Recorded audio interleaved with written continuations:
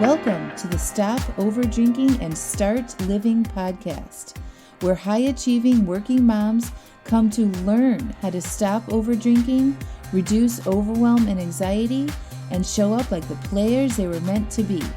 I'm your host, Angela Mascenik, and let's dig in. Welcome to episode 33, Taking Responsibility. What's up? How are you guys? I am technically on vacation this week. No client calls, no consultations, no classes, but I'm wrapping up some loose ends before I head to the beach with the kids. So they are in summer camp today, and I am recording the podcast and getting myself all ready to shut down for a week. I'm super excited. Going to be on the sand in the ocean, going to Sunset Beach in North Carolina. I've never been to that beach before. I keep hearing it's amazing. So we take off in the morning. The kids are excited. I fixed our cooler. Had to take it apart. My kids, it's probably like a mid-sized cooler that we use all the time for camping and road trips. And my boys decided that it was a fun thing to do to get inside of it and then close the lid on it, which is super safe, right? But they're both big enough now that you actually can't close the lid on it. And when they tried, it broke. So the lid popped out of its hinges, and it happened a couple months ago. And I asked my husband to fix it. He said he tried, and I'm like, I know I can fix this thing. So I got it out today, took it apart with a screwdriver, and fixed it. So I am super proud of myself, saved myself some money, and my kids aren't going to hear about it, which is good. So getting things organized is fun for trips.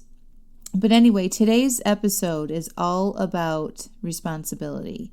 And if you're on my weekly email list, my Thirsty Thursday email list, I alluded to this episode last week in my email, but so many of us have all the excuses in the world to why we don't have the current results that we want in our lives. And so I thought that I would dedicate this week to talk about responsibility and who's responsible for our current results. And I'm going to start by telling you about a personal story that happened this past weekend. So a friend asked me for my help navigating a personal relationship situation that was going on and taking a direction that he didn't like. And I helped him have a voice and say what he needed to say and have boundaries for himself. And the situation was very intense. And the other party was very upset, and we had to have support from the local crisis center and the police. She felt threatened that I was threatening her security, and she said some very inflammatory things to me about me and my character in front of my daughter. And I'm so thankful that I had taught Ayla the thoughts, feelings, actions, and she has had mindfulness tools for a long time already. And she was so brave and strong, and ended up seeing in real time how people's thoughts can make them feel these such strong feelings. And I got to see what could happen to someone if they don't get the mental support they need, and what can happen if you don't take personal responsibility for your own life. And both parties were trying to get these emotional needs met from things outside of themselves. And what happened was this big event, and it just doesn't work when we try to do that, right? If we try to get into a relationship so we don't feel lonely, and if we try to not be a victim by giving our control or our own personal responsibility away to somebody else. The actions he took from feeling lonely is that he made a decision to bring someone he only knew for 3 days into his home. And he thought that would make him feel less lonely. This is all subconsciously, right? He was so lonely, he had his blinders on, he made a decision because he had this very strong emotion that he didn't like, right? The action she took from feeling victimized was she acted out her victim state and blames other people for her own choices and doesn't create and take action to creating her own independence. She made a decision to go into someone's home so he could save her from her circumstances of being a victim. And so there were some amazing lessons that happened this weekend on Saturday. Emotions are very powerful. Emotions drive all of our activity as human beings. Loneliness and victimized and fear were the emotions that created the entire situation I was in. Instead of feeling them and processing them, the two people acted from those emotions. and their actions led them to creating more of the same result that they both didn't like. Acting from loneliness created more loneliness. Acting from fear created more fear. Acting from victimized created another victim. They thought their actions would help them feel less lonely, scared, and victimized, but it created more of the same. These thoughts, I am lonely, I am alone, I need a companion, I haven't had sex in a year, I hate living alone, I wish I didn't have to sleep alone, I just want a partner, I don't have anyone, I wish I could share my stories and my life with someone. What is wrong with me? I can't find love, I'm not lovable, I've tried to find a partner and it's hard, I hate sleeping alone. All of those thoughts lead to feeling lonely, right? You can't just be lonely. Lonely is an emotion that is caused by lonely thinking. A lot of people live alone or are partnered and they don't feel lonely. A lot of people who are partnered feel lonely. You see that? It's not the circumstances that cause loneliness. It's just our own thinking. These thoughts, I was hurt, he hurt me, it's not my fault, I was robbed, it's your fault, I'm in this situation, he should have loved me more, I did everything I could, my husband won't let me spend money, I can't do that because of what they did, I don't have the resources for that because of him, my job doesn't pay me enough. Those are the thoughts that lead us to feel victimized.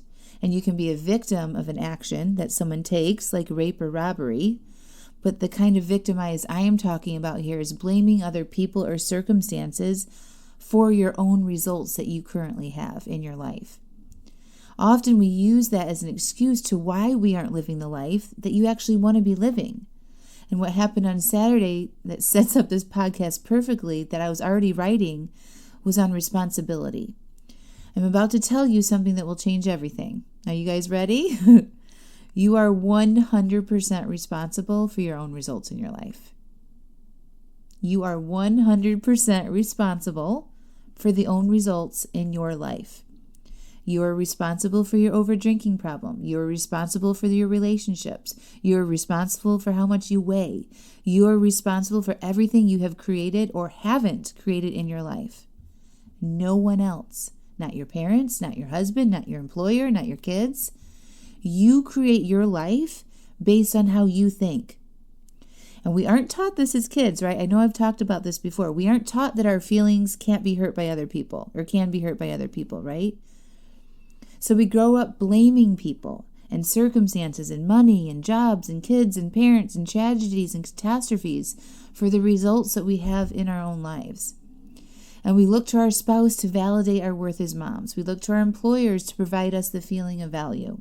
Or we blame our jobs for stress. We say we don't have time because of the kids and our jobs and our extracurricular activities. Listen, jobs aren't stressful. Jobs are a paid position of regular employment. Kids aren't overwhelming. Kids are humans that you created. Employers can't make us feel valued. Employers pay you to create value in their organization. Our mom's death doesn't cause us to drink. Our mom's death is a fact. It's just what we think about our jobs, kids, employers, or death that causes us to feel. This is so important, you guys. If you believe me here, if you understand conceptually that it's our thoughts that create our results, then you know it's just your thoughts about your job or whatever it is that cause stress. Nothing else. And if you want to change your life or change your current result in your life like overdrinking, you have to take 100% responsibility for where you currently are. If you overdrink, that is a result that you created all on your own. It didn't happen because you lost your job or got a divorce or your mom died. Those things are circumstances, and circumstances do not create your results. You having a job didn't cause you to have a drink. It didn't cause you to overdrink. Your husband doesn't have anything to do with it either. What creates your results right now, everything from the money in your bank account to your body weight to how much you drink, is your own thinking. So the more aware of your own thinking that you become, the faster you are to improving your own results. If you want to stop overdrinking, you have to understand that no one has caused you to be here. You have made a series of decisions that has led to your current results. Decisions that you made and actions that you took.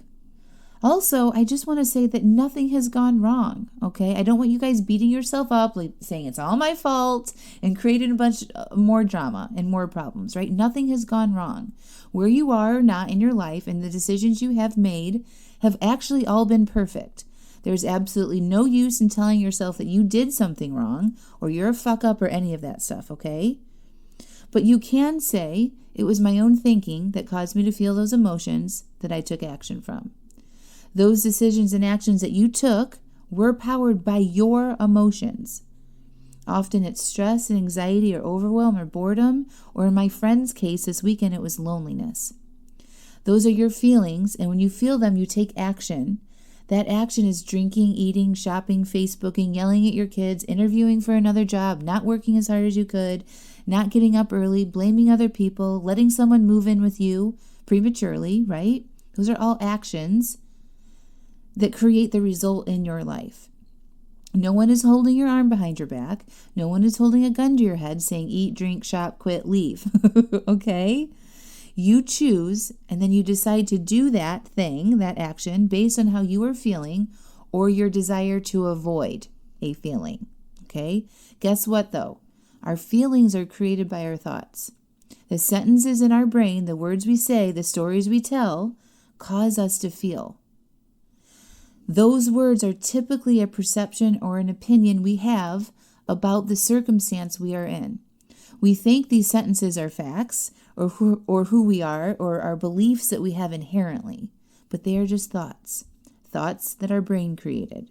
Often we have the same thoughts for years about those, and those thoughts become our belief system, right? And then we feel the same feelings over and over again. We take the same actions over and over again, and then we create the same result over and over again. That's why so many of us don't know why we're drinking. And we say we're not going to drink, and then we find ourselves drinking, night after night. Or we say we're going to not drink during the week, and then here it is Wednesday, and we find ourselves drinking. Right? Because we have the same feelings over and over again, and we take the same actions over and over again.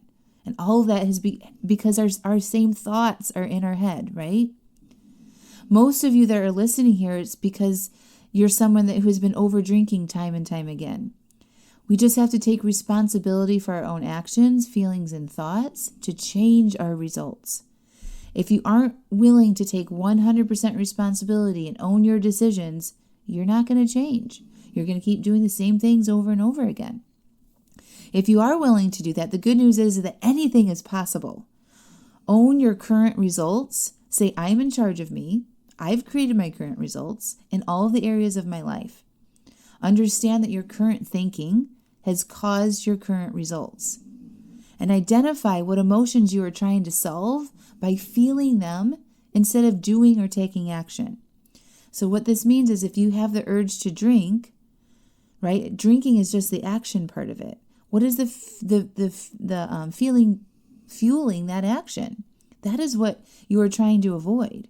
That is what you're trying to solve, right? And if you can figure that out, then you can figure out your thinking that created that emotion. And then you can change the way you're thinking so you don't have that feeling that drives that action. That's the beauty of coaching and understanding your mind. Listen and hear me when I say that you aren't going to feel better if you do all the things. You won't feel better if you find a mate. You won't feel better if your husband starts doing more around the house. You won't feel better if your job wasn't so stressful. Okay? You will feel better when you say it's my job to create my own emotions, and you can change the way you are thinking about your current situation. Because if you are stressed and you find another job from being stressed, you will still be stressed at that new job. It may not be right away, but it will be there. If you are lonely and you think finding someone will fix your loneliness, you will soon realize that you still feel lonely. Or if that person leaves, you're still lonely. You will constantly be doing things to try to fix your emotional state. Listen, okay, guys? The only thing that can fix your emotional state is the way you are thinking. The only thing that can fix your results is you and how you are thinking. This is called being a grown-up, taking responsibility and digging into doing some work on yourself so you can have the results that you want in your life. The only person that needs to change is you. And that is so much easier than doing all the things or demanding other people or your circumstances to change. So if you want to stop over drinking and you want my help, that has to be 100% your decision. You shouldn't invite anyone in on decisions that only affect your results. If you want the result to be someone that doesn't overdrink, you have to decide that is the result you want, and then you go make it so. Your husband, your partner, your parents' thoughts do not fit in here. Okay, that's their thoughts that will create their results, their opinions, right? They don't fit here. Just your own thoughts. And if your current result is that you are over drinking, it's because of how you are thinking. And if you want better results, you might need a coach to show you how to think differently. That will lead to better results. And that is exactly what I do every single day. I coach myself. I get coached. I coach my clients. I am constantly challenging my own thinking and my clients' thinking to make sure we all get the results that we want instead of spinning our wheels, thinking if we do the same thing over and over again, we'll get different results. You must take responsibility, decide that you want something better, and then go after it. The first step of that is owning your current results. There's no shame in that. All right, that's the first step to getting the long-lasting change that you should desire. I love you guys. If you want to schedule a free consultation with me, follow the link in the show notes on this website. It's a consultation where I can show you how to take responsibility to get the results that you want. All right, I love you all. Have a great week. Bye.